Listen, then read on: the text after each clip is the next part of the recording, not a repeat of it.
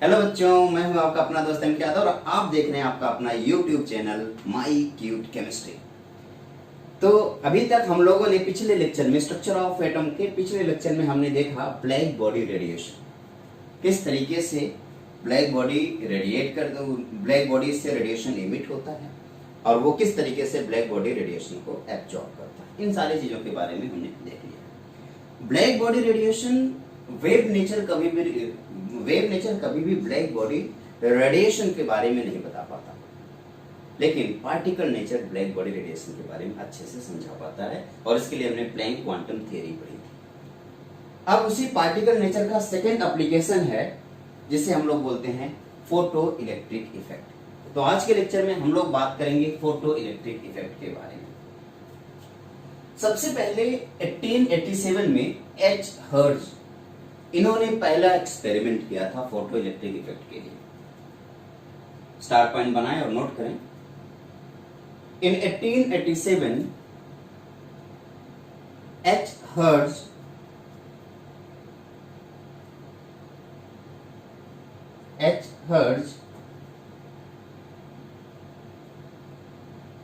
made an experiment known as photoelectric effect। फिर से मैं बोल दे रहा हूं once again, please note that in 1887 H. Hertz made an experiment known as photoelectric effect। अब मैं आपको ये एक्सपेरिमेंट पूरी तरीके से समझा दूं, आप ये पूरा सेटअप तैयार कर लीजिए। आपको क्या करना है, आपको बस इस तरीके से एक पैरामीटर सेट करना है। आपको एक ट्यूब बनाना है ऐसे, जैसे कि आपको ट्यूब दिख रहा होगा ये, और इस ट्यूब का ये वैक्यूम चेंबर है, यानी कि इसके अंदर वैक्यूम है पूरा, और यहाँ पे मेटल सरफेस है। अब इस उन्होंने जो मेटल सरफेस यूज किया था वो कौन कौन सा मेटल था?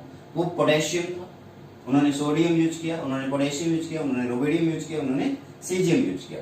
इनमें से कोई भी आप मेटल यूज कर सकते हैं, आपकी मर्जी। आप चाहें तो आप सीजियम यूज कर सकते हैं, आप चाहें तो पोटेशियम यूज कर सकते हैं, आप चाहें तो सोडियम यूज कर सकते हैं। मैं फिर से लिख दे रहा हूं, आपकी मर्जी है। आप सीजियम यूज कर सकते हैं, पोटेशियम यूज कर सकते हैं, सोडियम यूज कर सकते हैं या रुबिडियम यूज कर सकते हैं। आप सोच रहे हैं एक बार लिखा हुआ है तो दोबारा क्यों लिख रहे हैं? क्यों? क्योंकि ये थोड़ी देर बाद गायब हो जाएगा, इसलिए मैंने दोबारा लिखा। अब यहाँ पे इस मेटल सरफेस पे जब भी कभी कोई सनलाइट पड़ती है, ये देखिए सनलाइट की बीम यहाँ पे पड़ रही है, ये लाइट है। जब लाइट इसके ऊपर पड़ रही है तो यहाँ से इलेक्ट्रॉन इजेक्ट हो रहे हैं। आपको ये इलेक्ट्रॉन इजेक्ट होते हुए दिखाई दे रहे हैं। ये जो इलेक्ट्रॉन इजेक्ट हो रहे हैं, इस इलेक्ट्रॉन को फोटो इलेक्ट्रिक इलेक्ट्रॉन का नाम दिया गया है और इस इफेक्ट को फोटो इलेक्ट्रिक इफेक्ट का नाम दिया गया है। तो ये आपका एक फोटो इलेक्ट्रिक इफेक्ट है और इस इलेक्ट्रॉन को फोटो इलेक्ट्रॉन का नाम दिया गया है। ये आपका लाइट आ रहा है ये, और ये टकराता है और वहां से इलेक्ट्रॉन इजेक्ट होते हुए आगे की तरफ बढ़ता है, ये इलेक्ट्रॉन। और इन इलेक्ट्रॉन्स का क्या नाम दे रहे हैं? इन इलेक्ट्रॉन्स का नाम दे रहे हैं आप फोटो इलेक्ट्रॉन्स। फिर से मैं एक बार बता दूं क्या करना है। आप बस ये देखिए, एक सेटअप ऐसा तैयार किया गया है, एक ऐसा सेटअप तैयार किया गया है जिसमें वैक्यूम चैम्बर यूज किया गया है। मेटल सरफेस जो है उसमें सीजियम, पोटेशियम, सोडियम या रुबिडियम यूज किया गया है। और यहां से ये लाइट इसके ऊपर, इस मेटल सरफेस के ऊपर जैसे पड़ती है तो मेटल सरफेस से इलेक्ट्रॉन इजेक्ट होते हैं। उन इलेक्ट्रॉन का नाम है फोटो इलेक्ट्रॉन्स। ठीक है, ये इस इलेक्ट्रॉन को डिटेक्ट कर रहा है, इसलिए इसका नाम हो गया डिटेक्टर। इसके लिए उन्होंने बैटरी यूज किया था। बैटरी क्या करेगा, यहाँ पे पॉजिटिव पोर्शन है ना, बैटरी का पॉजिटिव पोर्शन ये है तो ये इलेक्ट्रॉन को अपनी तरफ अट्रैक्ट कर लेगा और इसे यहाँ पे डिटेक्टर लगाया है जो डिटेक्ट कर रहा है और बता रहा है कितने इलेक्ट्रॉन आ रहे हैं इसके पास। ओके, तो यहाँ पे एमीटर लगा हुआ है जो आपको पूरा का पूरा वोल्ट बता रहा है, करंट बता रहा है। आप इन सब चीजों को, एमीटर आपका करंट बता रहा है कि कितना करंट फ्लो हो रहा है। तो ये पूरा का पूरा सेटअप है जो कि हर्ट्ज ने अपना कंप्लीट किया था, बनाया था। आप इस सेटअप को बना लें एज इट इज। ठीक है, इस वीडियो को पॉज कर लीजिए और इसको बना लीजिए। मैं उम्मीद करूंगा अब तक आपने इसे बना लिया। ठीक है, तो आगे बढ़ते हैं। एच हर्ट्ज ने जब ये सेटअप तैयार किया तो उन्होंने कुछ ऑब्जर्वेशन देखे। हेडिंग डालें, observation of experiment. Observation of H hertz experiment. Observation of H hertz experiment, H hertz के एक्सपेरिमेंट का ऑब्जर्वेशन।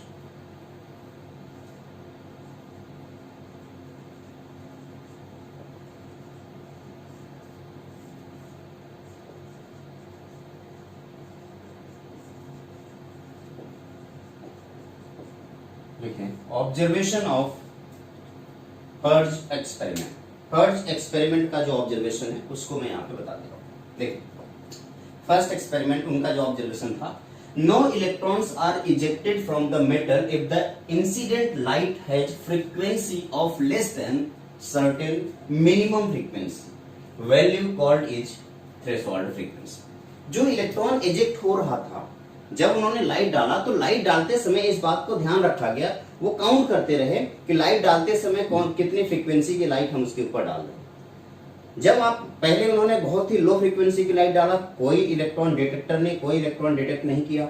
फिर उन्होंने फ्रीक्वेंसी को थोड़ा सा बढ़ाया, अभी भी डिटेक्टर ने कोई इलेक्ट्रॉन डिटेक्ट नहीं किया।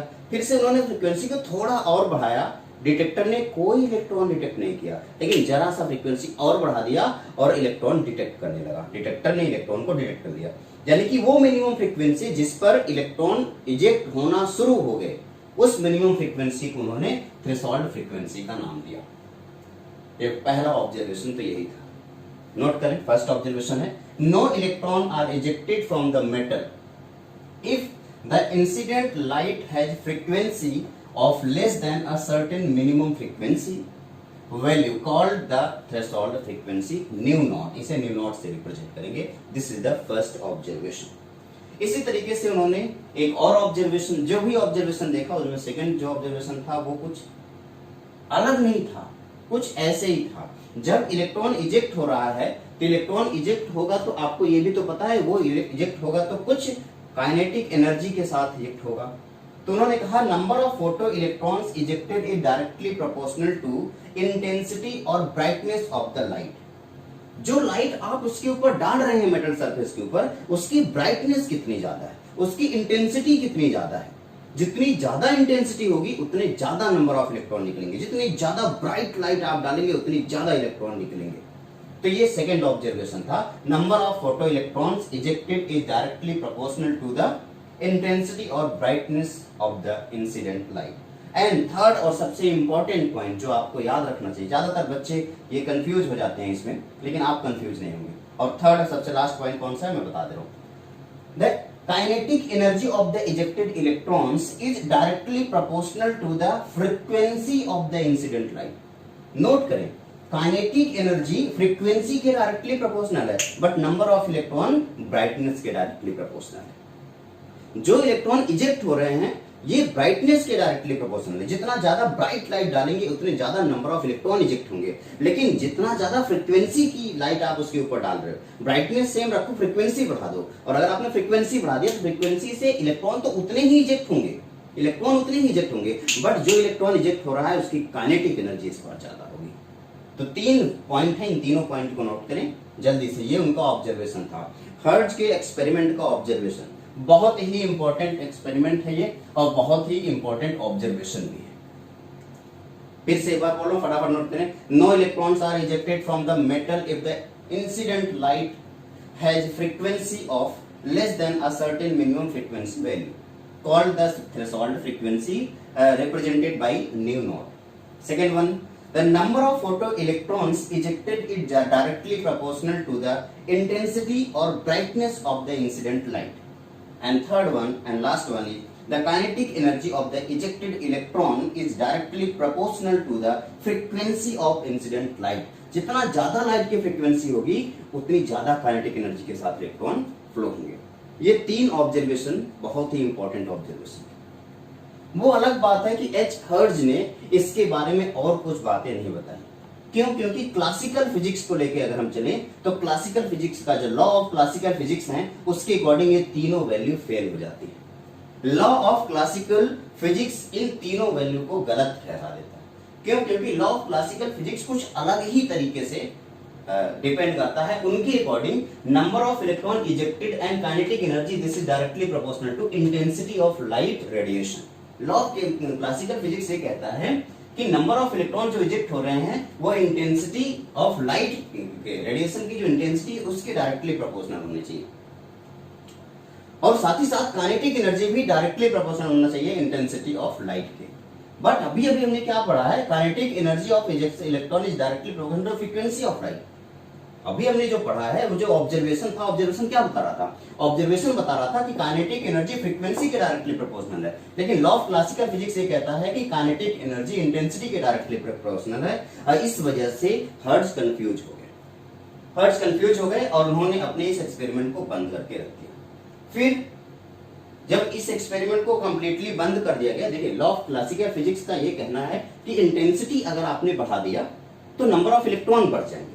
तो एक छोटा सा एक्सपेरिमेंट यहाँ पे करके देख लेते हैं। आप देखिए एक हाई इंटेंसिटी की और लो फ्रीक्वेंसी की एक लाइट में यहाँ पे डाल दे रहा हूँ।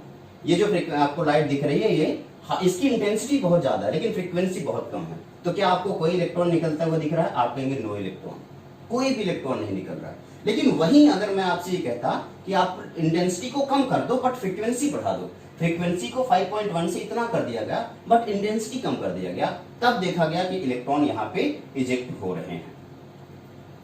ये क्या है, ये जो लाइट आपको यहाँ पे पड़ती हुई नजर आ रही है, ये लाइट इसकी फ्रीक्वेंसी क्या है? हाई फ्रीक्वेंसी है, सॉरी लो फ्रीक्वेंसी है, इसकी फ्रीक्वेंसी है लो फ्रीक्वेंसी,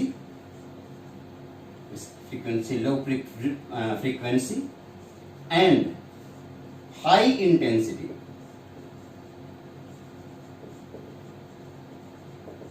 इसकी इंटेंसिटी ज्यादा है, फ्रीक्वेंसी लो है, लेकिन इसके बारे में बताएं तो ये है high frequency and low intensity. इसकी इंटेंसिटी कम है, फ्रीक्वेंसी ज्यादा है, फ्रीक्वेंसी ज्यादा है, इंटेंसिटी कम है, लेकिन इसकी बात करते हैं तो इसकी फ्रीक्वेंसी कम है, इंटेंसिटी ज्यादा है।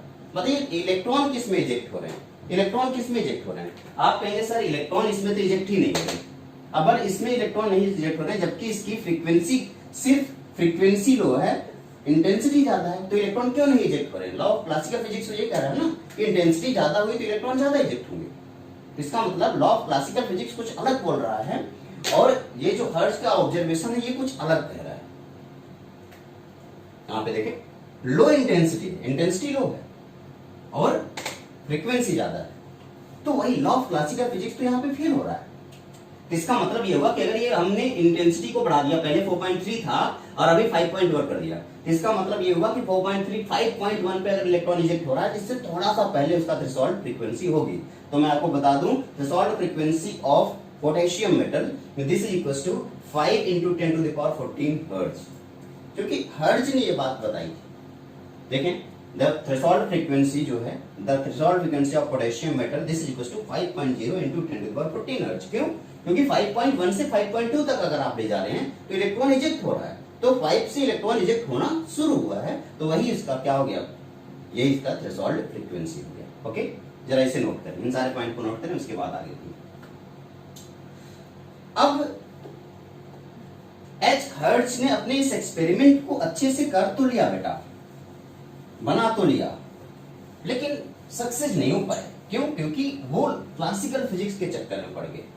उनका ये कहना था कि यार क्लासिकल फिजिक्स में ये सारी वैल्यू फेल हो रही है, इसका मतलब मैंने जो एक्सपेरिमेंट किए हैं कहीं ना कहीं शायद उसमें गलती होगी। लेकिन हकीकत तो ये था कि शायद इनके नसीब में ही नहीं था इसका क्रेडिट लेना। आए अल्बर्ट आइंस्टाइन 1921 के आसपास, सोचिए 1887 में हर्ट्ज बता देते इन सारी चीजों के बारे में, बट वो नहीं बता पाए, वो फेल हो गए। क्यों? क्योंकि वो दूसरे चक्कर में पड़ गए। वो किसके चक्कर में पड़ गए? क्लासिकल फिजिक्स के चक्कर में पड़ गए। फिर आए अल्बर्ट आइंस्टाइन। अल्बर्ट आइंस्टाइन ने इस फोटो इलेक्ट्रिक इफेक्ट को बहुत ही अच्छे तरीके से एक्सप्लेन किया और उसके लिए उन्होंने प्लैंक की क्वांटम थ्योरी का यूज किया। प्लैंक ने जो quantum theory, black body radiation के टाइम पे मैंने प्लैंक क्वांटम थ्योरी आपको पढ़ाई थी। प्लैंक ने जो क्वांटम थ्योरी दी थी, उसी क्वांटम थ्योरी की हेल्प से अल्बर्ट आइंस्टाइन ने फोटो इलेक्ट्रिक इफेक्ट को पूरी तरीके से अच्छे से एक्सप्लेन कर डाला। आइए समझते हैं कि अल्बर्ट आइंस्टाइन ने इस फोटो इलेक्ट्रिक इफेक्ट को अपने तरीके से कैसे एक्सप्लेन किया और क्यों आखिर हर्ट्ज फेल रहे। हाँ, सबसे पहली बात तो ये कि जो आपने प्लैंक क्वांटम थ्योरी में क्वांटा देखा था, अल्बर्ट आइंस्टाइन ने उस क्वांटा को एक नया नाम दिया और नाम दिया फोटोन। क्वांटा को उन्होंने नया नाम दिया फोटोन, स्टार पॉइंट बनाया। आप पहले तो ये लिखें, Albert Einstein's theory of photo electric effect, Albert Einstein's theory of photo electric effect या photo electric effect by Albert Einstein. ये फोटो इलेक्ट्रिक इफेक्ट, अब अभी तक हर्ज ने जो फोटो इलेक्ट्रिक इफेक्ट के लिए, अब देखिए फोटो इलेक्ट्रिक इफेक्ट का एक्सपेरिमेंट तो हर्ज ने भले किया, उसने ऑब्जर्वेशन देखा, लेकिन वो उसके बारे में कुछ बता नहीं पाए ना। क्यों? क्योंकि वो किसके चक्कर में पड़ गए? क्लासिकल फिजिक्स के चक्कर में पड़ गए, इसलिए नहीं बता पाए। लेकिन अल्बर्ट आइंस्टाइन इन सब चक्करों में नहीं पड़े, उन्होंने क्वांटम फिजिक्स का यूज किया, उन्होंने प्लैंक की क्वांटम थियरी का यूज किया। और सबसे पहले तो उन्होंने एक मॉडिफिकेशन किया, उन्होंने कहा कि क्वांटा जो है, जो प्लैंक क्वांटा बोलते थे, मैं उसको फोटोन बोलूंगा। क्यों? क्योंकि एज इट इज उठा के कॉपी कर देते तो इनकी वैल्यू कम हो जाती। तो स्टार पॉइंट बनाए और लिखें, Albert Einstein quanta were called photon bye Albert Einstein. Star point बनाए और लिखें, quanta were called photon bye Albert Einstein. अब आइए अल्बर्ट आइंस्टाइन के फोटो इलेक्ट्रिक इफेक्ट को समझिए। अल्बर्ट आइंस्टाइन का ये कहना था, जब भी कभी आप कोई मेटल देखें तो मेटल में क्या होता है कि मेटल में इलेक्ट्रॉन इस पॉजिटिव चार्ज से बंधे होते हैं। यहाँ पे जितने भी इलेक्ट्रॉन आपको दिखाई दे रहे हैं, इस पॉजिटिव चार्ज से वो क्या हुए हैं? बंधे हुए। तो इनके बीच में एक इलेक्ट्रोस्टैटिक अट्रैक्शन फोर्स लग रहा है। जब आप कोई एनर्जी यानी E = h न्यू, ये कौन सी एनर्जी है? एक फोटोन, एक क्वांटा की एनर्जी थी। अल्बर्ट आइंस्टाइन ने इसको क्या नाम दिया? फोटोन। इन्होंने कहा 1 फोटोन की एनर्जी है h न्यू। अब ये फोटोन की एनर्जी जब इसके ऊपर आके गिर रहा है तो उसको आप पहले तो ये देखिए कि ये इलेक्ट्रॉन कितने एनर्जी के साथ बंधा हुआ था। जितनी एनर्जी के साथ ये बाउंडेड था, उतनी एनर्जी का फोटोन तो कम से कम उसे चाहिए ही इजेक्ट होने के लिए। ऐसा नहीं कि वो कहीं भी इजेक्ट हो जाएगा, किसी भी टाइम से इजेक्ट हो जाएगा, नहीं। अगर यहाँ पे फोर्स ऑफ अट्रैक्शन ज्यादा है इलेक्ट्रॉन का, तो ज्यादा फोटोन की एनर्जी चाहिए उसे, ज्यादा एनर्जी वाला फोटोन चाहिए। और अगर इसकी एनर्जी कम है तो कम एनर्जी वाले फोटोन से काम चल जाएगा। तो फोटोन की क्या रिक्वायरमेंट है? फोटोन एनर्जी बताएगा। एक फोटोन की अपनी जो एनर्जी होगी, वो इसके ऊपर जब गिरेगा तो इलेक्ट्रॉन उस फोटोन की एनर्जी को एब्जॉर्ब कर लेगा। और वो इसकी एनर्जी को लेगा या नहीं लेगा, ये इस बात पे डिपेंड करता है कि उसकी एनर्जी कितनी है। क्या उसकी एनर्जी लेने के बाद इलेक्ट्रॉन यहां से छूट के निकल पाएगा या नहीं?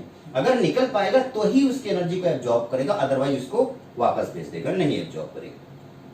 तो जब आपने उसके ऊपर लाइट डाला तो लाइट, ये इलेक्ट्रॉन उस ने देखा कि क्या उसकी बाउंडेड एनर्जी इसके बराबर है। अगर है तो उसने क्या किया? इलेक्ट्रॉन को एनर्जी को एब्जॉर्ब कर लिया और रिजेक्ट हो गया। ठीक है, यही बात अल्बर्ट आइंस्टाइन ने डिटेल में बताई। उन्होंने कहा मान लो अगर ये इलेक्ट्रॉन यहाँ पे बंधा ना होता तो बड़े आराम से निकल जाता, लेकिन क्योंकि बाउंडेड है इसलिए आपको एनर्जी बढ़ाते रहना पड़ेगा। एनर्जी किसके ऊपर डिपेंड करता है? फ्रीक्वेंसी के ऊपर। यानी कि जब आप इसकी एनर्जी को, आप देखें क्वांटम थ्योरी क्या बोलती है रेडिएशन की, energy of incident photon is directly proportional to frequency. Energy किसकी डायरेक्टली प्रोपोर्शनल? फ्रीक्वेंसी की। तो यानी कि फ्रीक्वेंसी बढ़ाएंगे तो एनर्जी बढ़ेगी। तो आप क्या करते रहे, आप एक काम करें, आपने पहले लाइट डाला, इलेक्ट्रॉन नहीं इजेक्ट हुआ, तो आप क्या करें? उसकी फ्रीक्वेंसी थोड़ी सी बढ़ा दीजिए, फिर से वो लाइट डालिए, आप इलेक्ट्रॉन देखें इजेक्ट हुआ या नहीं हुआ, थोड़ी सी फ्रीक्वेंसी फिर से बढ़ा दीजिए। आप फ्रीक्वेंसी बढ़ाते जाए, एक मिनिमम फ्रीक्वेंसी आपको मिल जाएगी जिस पर इलेक्ट्रॉन इजेक्ट हो गया। उस मिनिमम फ्रीक्वेंसी को जिस पर इलेक्ट्रॉन इजेक्ट हो रहा है उसको थ्रेशोल्ड फ्रीक्वेंसी का नाम देंगे। अभी यही बात तो हर्ज ने भी बताई थी ना, कुछ नई बात थोड़ी बताई थी, यही बात बताई थी। उन्होंने यही बात बताई थी थ्रेशोल्ड फ्रीक्वेंसी के बारे में कि एक मिनिमम फ्रीक्वेंसी पर ही इलेक्ट्रॉन इजेक्ट हो रहा है। अल्बर्ट आइंस्टाइन ने भी वही बात बताई, लेकिन इनका तरीका थोड़ा सा अलग था, देखेंगे क्या। Threshold frequency new not, okay. उन्होंने कहा कि आपने h न्यू की एनर्जी इसके ऊपर डाली, तो थ्रेशोल्ड फ्रीक्वेंसी, अगर आपने जो एनर्जी डाली है उसकी एनर्जी थ्रेशोल्ड फ्रीक्वेंसी के कंपेयर में, अगर उसकी फ्रीक्वेंसी थ्रेशोल्ड फ्रीक्वेंसी के कंपेयर में ज्यादा है तो इलेक्ट्रॉन इजेक्ट करेगा, अदरवाइज इलेक्ट्रॉन इजेक्ट नहीं करेगा। ओके, तो यहाँ पे जो फोटोन आकर के स्ट्राइक कर रहा है, जो फोटोन आके टकरा रहा है, वो एक फोटोन की एनर्जी कितनी होगी? E = h न्यू, प्लैंक के क्वांटम थ्योरी के अकॉर्डिंग। लेकिन जो भी आपने यहाँ पे न्यू यूज किया है, ये न्यू नॉट से ग्रेटर होना ही चाहिए किसी भी हाल में, क्योंकि अगर न्यू नॉट से ग्रेटर नहीं हुआ तो इलेक्ट्रॉन तो इजेक्ट होने से इजेक्ट ही नहीं होगा, है ना। तो इस बात को ध्यान में रखते हुए इन सारी बातों को आप देखें। ये न्यू क्या है, न्यू क्या है, frequency of incident wave, nu naught क्या है, threshold frequency, H Planck constant है, E energy of photon, photon की एनर्जी। तो जरा बताइए E equals to H nu क्या है, ये एक फोटोन की एनर्जी है, E equals to H nu क्या है, फोटोन की एनर्जी। ओके, अब यहाँ पे न्यू की वैल्यू न्यू नॉट से ग्रेटर होना चाहिए, क्योंकि अगर न्यू की वैल्यू न्यू नॉट से ग्रेटर नहीं हुआ तो इलेक्ट्रॉन इजेक्ट तो नहीं हो रहा होगा। अब यहाँ पे जो इलेक्ट्रॉन इजेक्ट हो रहा है वो एक काइनेटिक एनर्जी के साथ इजेक्ट हो रहा है, तो मिनिमम एनर्जी कितनी रिक्वायर्ड होगी इलेक्ट्रॉन को इजेक्ट करने के लिए, मिनिमम फ्रीक्वेंसी कितनी रिक्वायर्ड हो रही है, न्यू नॉट, तो मिनिमम एनर्जी कितनी रिक्वायर्ड होगी, मिनिमम एनर्जी हो जाएगी E equals to H nu naught, ये हो गया आपका थ्रेशोल्ड एनर्जी, ये मिनिमम एनर्जी है जो इजेक्शन ऑफ इलेक्ट्रॉन के लिए रिक्वायर्ड, वो E equals to H nu, जिसे आप थ्रेशोल्ड एनर्जी का नाम दे सकते हैं, आपकी मर्जी। तो ये जो E equals to H nu है, और ये हमेशा एच न्यू नॉट से बड़ा होना चाहिए, क्योंकि अगर ऐसा नहीं हुआ तो इलेक्ट्रॉन इजेक्ट नहीं होगा। तो अगर मान लो एच न्यू की वैल्यू ज्यादा बड़ी हो गई एच न्यू नॉट से, तो कुछ एनर्जी तो बच जाएगी ना, तो जो एनर्जी बची है वो कितनी बची है, आप कहेंगे H nu minus h nu not, इतनी एनर्जी बच गई। वो जो एनर्जी बची है वो इसकी काइनेटिक एनर्जी में कन्वर्ट हो जाएगा, तो इसकी काइनेटिक एनर्जी किसकी इक्वल हो जाएगी, H nu minus h nu naught, ये इसकी काइनेटिक एनर्जी। मैं कह रहा हूं ये जो इलेक्ट्रॉन यहाँ पे गया है उसकी जो काइनेटिक एनर्जी होगी वो क्या होती है, हाफ एम वी स्क्वायर, जैसा कि आप लोगों को पता है किसी भी चीज की काइनेटिक एनर्जी इसकी half m v square, m क्या है मास ऑफ इलेक्ट्रॉन, वी क्या है वेलोसिटी, किस वेलोसिटी के साथ ये बाहर निकला है। अच्छा, अब जरा आप मुझे बताइए काइनेटिक एनर्जी का फॉर्मूला क्या हो गया, काइनेटिक एनर्जी का फॉर्मूला हो गया H nu minus h nu not. मैं क्या करता हूं, काइनेटिक एनर्जी की वैल्यू उठा करके यहाँ पे पुट कर देता हूं, तो h nu minus h nu naught this is equals to 1/2 m v square, यही हाफ एम वी स्क्वायर, कोई दिक्कत नहीं होनी चाहिए। अच्छा, थोड़ा सा मॉडिफाई कर लेते हैं, ठीक है, जिसमें मास इलेक्ट्रॉन का मास m हो गया और इलेक्ट्रॉन की वेलोसिटी जिस जो इजेक्टेड इलेक्ट्रॉन है उसकी वेलोसिटी v होगी। अब इसको थोड़ा सा अगर मॉडिफाई करें तो क्या करेंगे, देखें हम क्या करेंगे, एच न्यू निकालेंगे, एच न्यू क्या हो जाएगा, h nu naught plus half m v square. ध्यान से देखें और इसको नोट करें, इन सारे पॉइंट को पहले नोट कर ले, उसके बाद आगे बढ़ेंगे। जल्दी से इसको नोट कीजिए, जल्दी से इसको नोट कीजिए। ये इलेक्ट्रॉन आ रहा है इसके ऊपर और उसके बाद ये इलेक्ट्रॉन यहां से इजेक्ट हुआ है।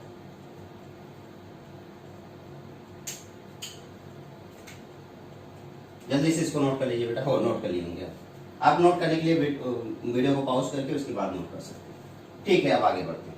अब जरा आप एक काम कीजिए, थोड़ा सा मॉडिफाई करेंगे, ज्यादा नहीं थोड़ा सा।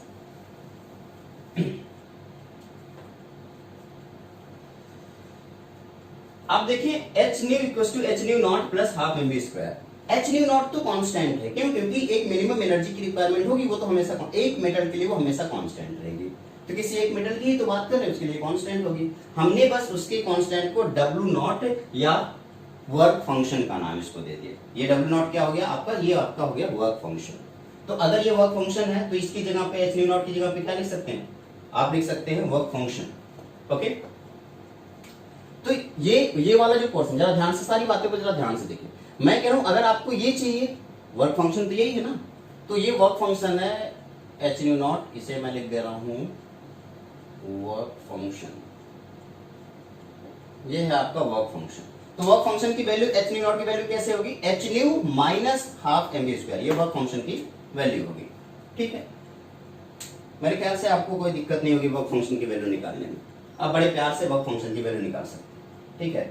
यही अलग अलग मेटल के लिए वर्क फंक्शन की वैल्यू अलग अलग होगी, वो डिपेंड करेगा कि वो कितनी ही टाइटली बॉन्डेड है। जितना ज्यादा टाइटली बॉन्डेड होगा इलेक्ट्रॉन मेटल के साथ, उतना ज्यादा वर्क फंक्शन होगा। जैसे मैं अगर लिथियम के लिए बोलूं तो लिथियम का वर्क फंक्शन 2.40 है, सोडियम का 2.3 है, पोटेशियम का 2.20, Mg का 3.7, Cu का 4.8, Ag का 4.3। ये कुछ मेटल्स हैं जिस मेटल का वर्क फंक्शन मैंने आपको बता दिया, या आपको ये समझो मिनिमम एनर्जी रिक्वायर्ड मैंने आपको बता दिया। ओके, जल्दी से इस सारे पॉइंट को नोट कर लीजिए और उसके बाद हम आगे बढ़ते हैं।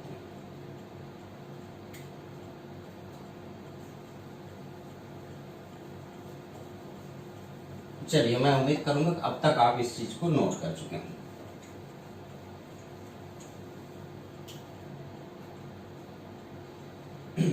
अब जरा देखें, ये रहा आपका पूरा फोटो इलेक्ट्रिक इफेक्ट जो अल्बर्ट आइंस्टाइन ने एक्सप्लेन किया।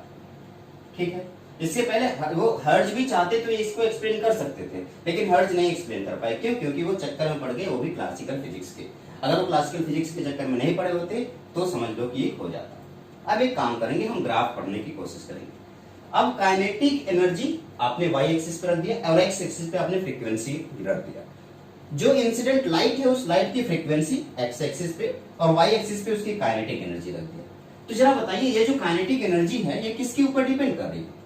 कितनी एनर्जी आप उसके अंदर डाल रहे हैं? कि एनर्जी किसके ऊपर डिपेंड करती है? फ्रीक्वेंसी के ऊपर। जैसा कि आपको पता है energy E is directly proportional to nu, और यहाँ पे न्यू की वैल्यू ज्यादा होती जाएगी, एनर्जी की वैल्यू ज्यादा होती जाएगी। और आप सबको ये भी पता है कि kinetic energy this is directly proportional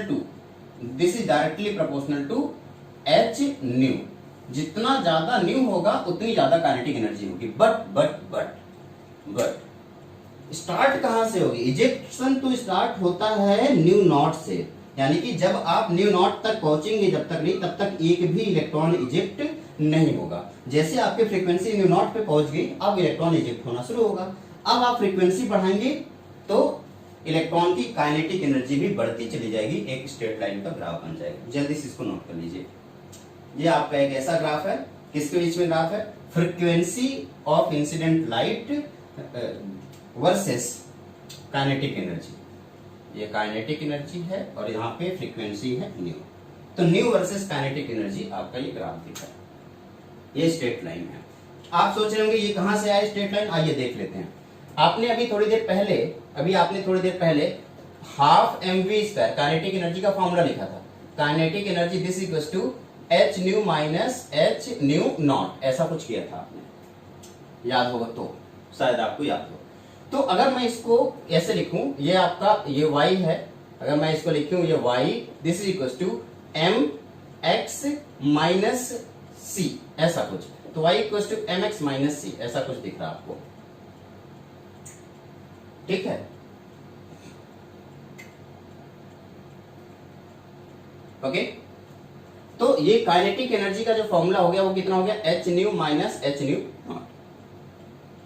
ये एच न्यू नॉट हो गया जो आपको बता रहा है ये वर्क फंक्शन है। ये एच न्यू नॉट क्या हो गया? वर्क फंक्शन है। तो न्यू नॉट से चीजें शुरू हुई, आप देखिए न्यू नॉट से चीजें शुरू हुई। ये कितनी जगह पे जाएगा? माइनस पे कहीं जाके कट करेगा। अगर इसको मैं आगे की तरफ बढ़ाऊं तो यहाँ पे कहीं आप आके कट कर रहा होगा नेगेटिव पे। ठीक है, यानी यहां से चीजें स्टार्ट हुई हैं और इसका जो स्लोप होगा वो स्लोप क्या होगा? एच होगा, ओ हो जाएगा। इसका जो स्लोप होगा वो स्लोप हो जाएगा आपका एच। जल्दी से आप इन सारी चीजों को नोट कर सकते हैं। ये जो आपको काइनेटिक एनर्जी दिख रही है ना, ये काइनेटिक एनर्जी कितनी हो गई? ये जो काइनेटिक एनर्जी आपको एक्स एक्सिस पे दिख रही है वो नेगेटिव में है, माइनस एच न्यू नॉट। जल्दी से इसे नोट करें, उसके बाद आगे बढ़ेंगे। ठीक है, चलिए, मैं उम्मीद करूंगा आप इस चीज को नोट कर सकते और कर भी चुके होंगे। तो ये तो पहला ग्राफ था जो काइनेटिक एनर्जी में था। अब हम इंटेंसिटी में ग्राफ बनाने वाले हैं। ठीक है, आइए इंटेंसिटी में ग्राफ बनाते हैं। आराम से इंटेंसिटी में ग्राफ बनाएंगे और अच्छी तरीके से आप चीजों को समझने की कोशिश करेंगे। अब हम number of electron versus frequency के बीच में, सॉरी इंटेंसिटी नहीं, अलग अलग इंटेंसिटी यूज करेंगे और number of electron versus frequency graph बनाएंगे। अब यहाँ पे फ्रीक्वेंसी है, जैसे जैसे आप फ्रीक्वेंसी बढ़ाएंगे तो मैं आपको बता दूं ना, फ्रीक्वेंसी जब इलेक्ट्रॉन इजेक्ट होना शुरू होगा तो कौन सी फ्रीक्वेंसी होगी? आप कहेंगे सर ये आपका न्यू नॉट फ्रीक्वेंसी है। ये न्यू नॉट है जहां पे इलेक्ट्रॉन स्टार्ट होना शुरू है। जब तक आप न्यू नॉट तक पहुंच नहीं जाएंगे तब तक नंबर ऑफ इलेक्ट्रॉन बढ़ेंगे नहीं, चेंज नहीं होंगे। जैसे आप न्यू नॉट पे पहुंच गए, अब नंबर ऑफ इलेक्ट्रॉन, आप देखें नंबर ऑफ इलेक्ट्रॉन इजेक्ट होना शुरू हुए। लेकिन अब ऐसी डिपेंड कर सकता है कि आपने जो लाइट यूज किया है उसकी इंटेंसिटी लो है या हाई। तो मैंने अभी ऑब्जर्वेशन में एच हर्ट्ज के ऑब्जर्वेशन में मैंने बताया था आपको कि अगर इंटेंसिटी लो है तो नंबर ऑफ इलेक्ट्रॉन भी कम होंगे। तो अभी लो इंटेंसिटी पे नंबर ऑफ इलेक्ट्रॉन आपको इतना दिख गए। थोड़ा सा इंटेंसिटी को हमने बढ़ा दिया और जैसे हमने इंटेंसिटी को थोड़ा सा बढ़ाया, अब आप देख रहे हैं नंबर ऑफ इलेक्ट्रॉन बढ़ गए हैं। हाई इंटेंसिटी पे नंबर ऑफ इलेक्ट्रॉन क्या हो गए? बढ़ गए। तो ये क्या है? लोअर इंटेंसिटी और ये हाई इंटेंसिटी की लाइट है। फ्रीक्वेंसी सेम भले रखिए। आप देखें, मैं यहाँ पे इसको नीचे ऐसे एक लाइन बना दे रहा हूं। ये कोई फ्रीक्वेंसी न्यू है, मुझे नहीं पता कितनी है, लेकिन ये एक फ्रीक्वेंसी न्यू है। इस न्यू फ्रीक्वेंसी पर दो अलग अलग इंटेंसिटी के लाइट पे नंबर ऑफ इलेक्ट्रॉन अलग अलग इजेक्ट हो रहे हैं। देखें, इस लोअर इंटेंसिटी पर ये इतने इलेक्ट्रॉन इजेक्ट हो रहे हैं, इस हायर इंटेंसिटी पे इतने इलेक्ट्रॉन इजेक्ट हो रहे हैं। ठीक है, फ्रीक्वेंसी अगर आपने सेम रखा और इंटेंसिटी चेंज किया है तो नंबर ऑफ इलेक्ट्रॉन भी चेंज हो जाएंगे। जल्दी से आप नोट करें, फिर उसके बाद आगे बढ़ेंगे। मेरे ख्याल से ये सारी बातें आपके अच्छे से समझ में आ रही होंगी। नोट करने के लिए मैं हट जा रहा हूं, आप जल्दी से नोट करें। ओके,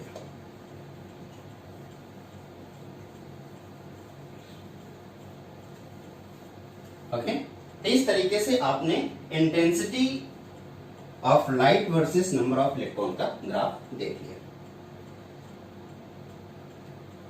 ये रहा आपका पूरा फोटो इलेक्ट्रिक इफेक्ट। अब एक छोटा सा एक और एक्सपेरिमेंट देख लेते हैं और उस एक्सपेरिमेंट से चीजें और समझ में आ जाएंगी। अब यहाँ पे आपके पास दो चीजें, एक लेस इंटेंसिटी वाली येलो लाइट है और एक मोर इंटेंसिटी वाली येलो लाइट है। यहाँ पे कम इंटेंसिटी की येलो लाइट, यहाँ पे ज्यादा इंटेंसिटी की येलो लाइट। तो इलेक्ट्रॉन, जो नंबर ऑफ इलेक्ट्रॉन इजेक्ट हो रहे हैं वो किसके ऊपर डिपेंड करते हैं? इंटेंसिटी के ऊपर। येलो लाइट है तो फ्रीक्वेंसी तो सेम ही होगी, बस इंटेंसिटी ज्यादा कर दी, नंबर ऑफ इलेक्ट्रॉन ज्यादा हो गए। इंटेंसिटी कम थी तो नंबर ऑफ इलेक्ट्रॉन कम थे।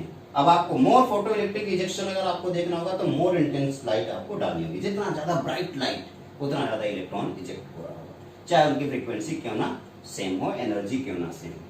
ओके, तो इसका स्क्रीनशॉट ले लीजिए या अपनी कॉपी में बना लीजिए। अब हम इस पर एक न्यूमेरिकल प्रॉब्लम करने वाले हैं।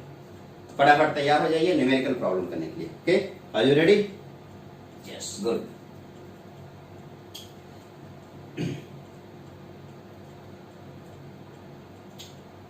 प्रॉब्लम ये है, calculate the kinetic energy of an electron emitted from a surface of a metal when radiation of frequency 5.5 into 10 to the power 17 per second hit the metal.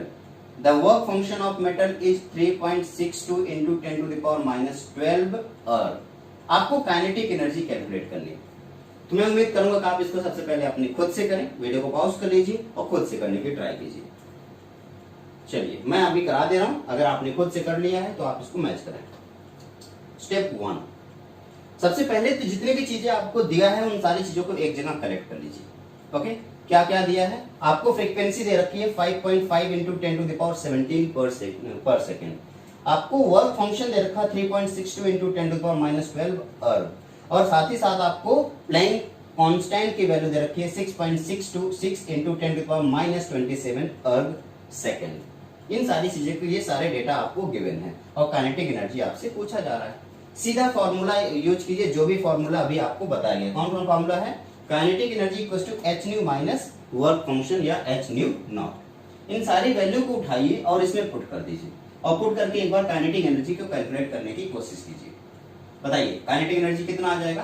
Kinetic energy आ गया h nu minus work function. h इतनी है, new इतना है, work function इतना है। सारी value को डालिए, 6.626 into 10 to the power minus 27 multiplied by 5.5 into 10 to the power 17 minus 3.62 into 10 to the power minus 12. This is equals to 3.644 into 10 to the power minus 9 minus 3.62 into 10 to the power minus 12. यह work function है। इसे calculate कर दिया और calculate करने के बाद kinetic energy की वैल्यू आ गई 3.63 into 10 to the power minus 9 erg. ये आपकी काइनेटिक एनर्जी है। कितना है kinetic energy? 3.63 into 10 to the power minus 9 erg. ये आपकी काइनेटिक एनर्जी। ठीक है, तो मैं उम्मीद करूंगा कि ये क्वेश्चन अच्छे से आपने सॉल्व कर लिया। आपको क्या करना था? सारी वैल्यू दी हुई है, सारा डेटा दिया हुआ है, आपको बस फटाफट चीजों को सॉल्व करना है। ठीक है, तो आज का लेक्चर यानी कि फोटो इलेक्ट्रिक इफेक्ट पर ये लेक्चर यहीं पे खत्म होता है। नेक्स्ट लेक्चर में हम इस चैप्टर को आगे बढ़ाएंगे, लेकिन तब तक आप बने रहिए हमारे YouTube channel my cute chemistry के साथ। इसे लाइक करें, शेयर करें और सब्सक्राइब करना बिल्कुल भी ना भूलें। ओके, बाय बाय, नमस्कार।